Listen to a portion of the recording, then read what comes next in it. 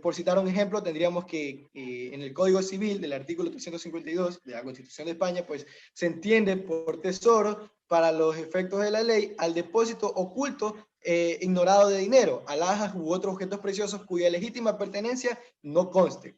Ok, como podemos ver en este ejemplo, lo único que está haciendo este tipo de enunciado jurídico es expresar el significado de un concepto que va próximamente a tener una relevancia jurídica. Tenemos lo que son los enunciados prescriptivos o directivos. Lo que hacen básicamente estos enunciados es prescribir o dirigir la conducta futura de los individuos. Básicamente estos son los más importantes y lo que nos atañe un poco más de relevancia y especial atención a nosotros como futuros abogados. Y es que estos aquí se pueden comprender en tres maneras distintas. En la categoría A, por así decirlo, es que se establecen o indican autoritativamente qué acciones se pueden realizar. En contraposición, o en segundo lugar, también se pueden entender estos tipos de enunciados prescriptivos, aquellos que establecen o indican de manera autoritativa qué acciones y hechos no se pueden hacer, no se pueden realizar ni producir por el individuo. Y finalmente, otro tipo de enunciado prescriptivo es que también se establece o indica de manera autoritativa qué acciones y hechos no se pueden hacer ni pueden dejar de producirse. Estos son los tres ejemplos que se pueden distinguir en los enunciados prescriptivos. Y bueno, para ceñirnos a un artículo que es la Constitución Española, que sí que estamos tomando de referencia, nos diría que el artículo número 110.1, que las cámaras y sus comisiones pueden reclamar la presencia de los miembros del gobierno. Como podemos ver, está prescribiendo una acción que sí o sí tiene que ser ejecutada por un sujeto, que en este caso pues son las cámaras y sus comisiones, ¿no? Encontramos luego, posteriormente, lo que son los enunciados realizativos o también llamados performativos. Lo que hacen este tipo de enunciados es transformar la realidad o convertir en realidad lo que el enunciado está estipulando.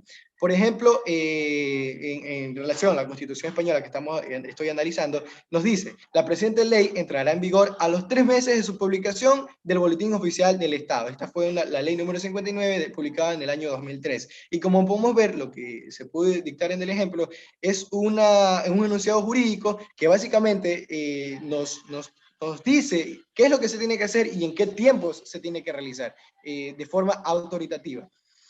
Bueno, eso es lo que pude indagar acerca de los enunciados jurídicos. En la siguiente diapositiva, por favor, Vini, podremos encontrar una imagen que, bueno, es sacada a partir del análisis de un libro que se titula Teoría de los enunciados jurídicos. Conversamos esto con la abogada el día de ayer y lastimosamente este libro se encuentra sí disponible, pero a un precio muy alto, como cerca de 300, 400 dólares. Pero en esta imagen básicamente se puede resumir de lo que trata este libro y cómo esquematiza la categorización de los enunciados jurídicos. En primera instancia, los denomina, los deriva, los distingue entre enunciados jurídicos de carácter práctico y enunciados jurídicos de carácter no práctico. De carácter no práctico es como el que ya pude establecer, que son básicamente definiciones. Y de carácter práctico encontramos pues los valorativos y normativos que en líneas generales, a grosso modo, como ya lo recalco, son los que dictaminan las directrices a modular el comportamiento humano. Entonces, compañeros y compañeras, esto es lo que significan los enunciados jurídicos, lo que es la teoría de los enunciados jurídicos, sus características y tipologías en general. Muchas gracias. Hola, buenos días, abogada y compañeros. Yo les voy a hablar sobre la teoría de los enunciados jurídicos. Vini, la siguiente, por favor. Bueno, los enunciados jurídicos constituyen la forma indirecta de afirmar que una norma pertenece a un sistema jurídico, sin que de este hecho sea posible inferir consecuencias normativas acerca de la fuerza vinculante de las normas. Podemos tener como un ejemplo las normas constitucionales y las que están en ellas, como pueden ser el derecho civil, el derecho del comercio, derecho al voto, el derecho de la mujer, la ley de discapacitados, entre muchos más. En sí, el enunciado jurídico expresa vía voz el reconocimiento de un derecho. tomando en cuenta otros ejemplos como lo son el derecho al trabajo, el derecho a la vida, a vacacionar, el derecho a una familia. Creo que ya nos quedó claro que en sí son derechos que tenemos nosotros. La siguiente, por favor. Ya, Ricardo Agostini, él nació en el año 1946, en la actualidad tiene 75 años, ha sido profesor de Derecho Constitucional y actualmente es catedrático de la Filosofía del Derecho y director del Departamento de Cultura Jurídica de la Universidad de Génova. Cofundador y director de importantes revistas como lo son Rayón Práctica y Análisis Dirito. Bueno, la siguiente. Ricardo sostiene que la forma lógica de un enunciado jurídico es la formulación actual y forma lógica de las propuestas normativas. De este modo, él dice que estos enunciados no serían enunciados deónticos, sino simples enunciados indicativos, que en sí afirman que una norma pertenece a un sistema determinado. La siguiente, por favor. Eugenio Bulygin nació en Kharkov, actualmente en Ucrania, en 1931. Obtuvo el título de licenciado en Derecho y el doctor en Derecho y Ciencias Sociales en la Universidad de Buenos Aires. Esto sucedió en el año de 1953 a 1963.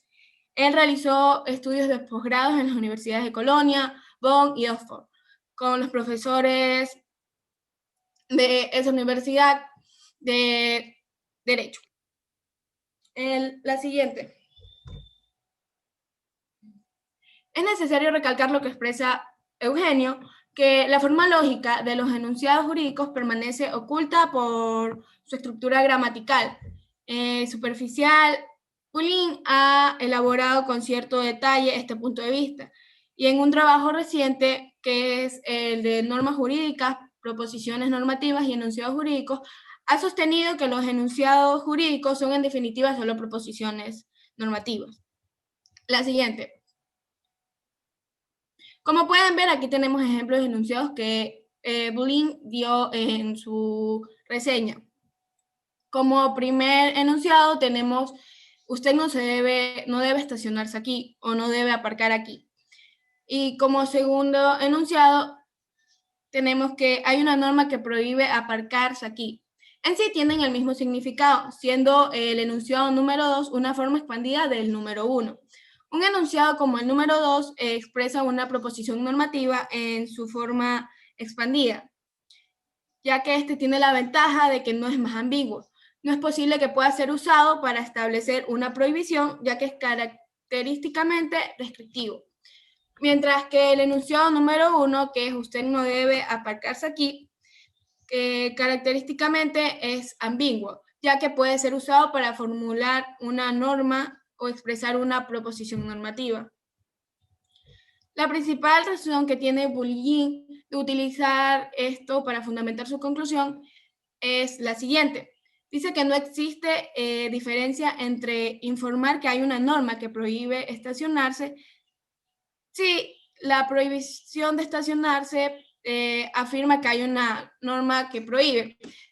Si esto es verdadero, entonces hay una norma que declara prohibido el estacionamiento en ese lugar. Si no existe esta norma, entonces la afirmación es falsa. Por ello, Bulygin remarca que aún si el enunciado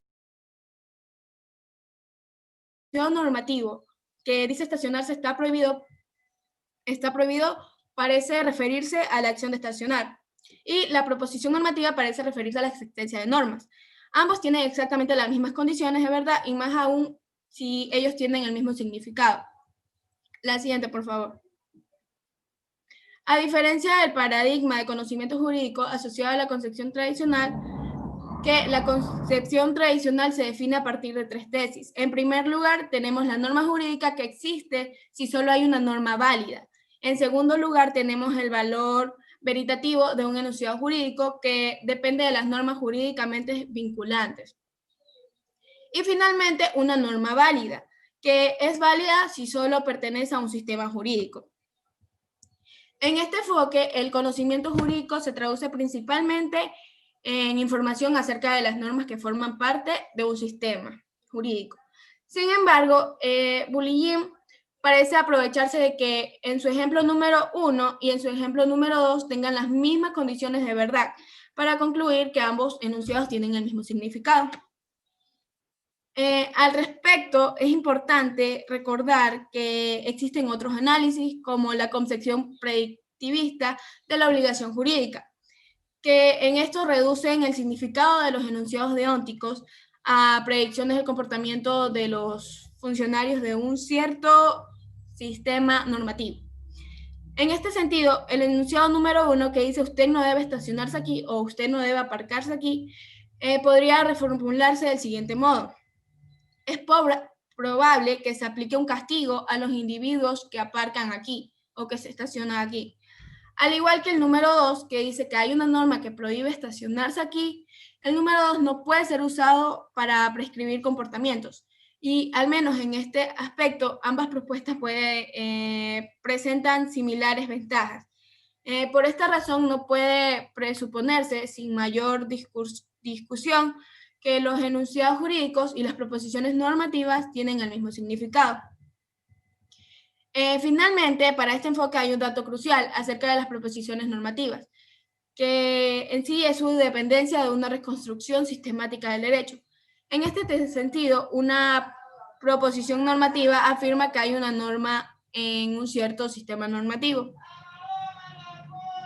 que regula una determinada acción y por consiguiente tampoco el enunciado 2 exhibe todo su contenido conceptual y tiene que ser expandido en un enunciado.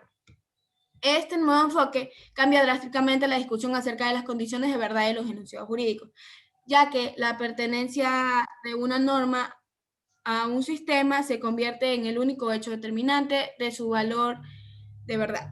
En otras palabras, mientras que en la concepción tradicional la fuerza vinculante de las normas ocupa un papel central y la pertenencia al sistema un papel subordinado, en este nuevo enfoque la pertenencia a un sistema jurídico se convierte en el único dato relevante para determinar el valor de verdad de los enunciados jurídicos. Gracias. Bueno, muy buenos días con todos, profesoras y compañeros. El día de hoy les vengo a hablar sobre la teoría de los enunciados jurídicos. Siguiente, por favor. Bueno, existen 4 tipos de enunciados, los cuales podemos ver aquí, que son aseverativos, prescriptivos, performativos, interrogativos o exclamativos. Bueno, los aseverativos son los que dicen que son verdaderos. Podemos poner de ejemplo el artículo 45 que dice que las niñas y los niños adolescentes gozarán de los derechos comunes del ser humano. Otro ejemplo puede ser que tenemos derecho al agua, que toda persona tiene derecho a la inviolabilidad de la vida. En los enunciados prescriptivos, estos son los que son válidos, inválidos, justos, injustos, aplicables, inaplicables, y buscan hacer de cierta manera que alguien que mandan, prohíben y permiten, entre otras cosas. Y bueno, estaba investigando y los prescriptivos son los enunciados jurídicos más importantes porque, con ellos se regula la conducta humana de los individuos de la sociedad y esto es lo que en sí busca el derecho. Y bueno, podemos poner de ejemplo, que no se permite el establecimiento de bases militares extranjeras con propósitos militares aquí en el Ecuador. Otro ejemplo que podemos poner es que podemos elegir y ser elegidos, que todos los ecuatorianos podemos gozar de los derechos de la Constitución ecuatoriana. Enunciados performativos.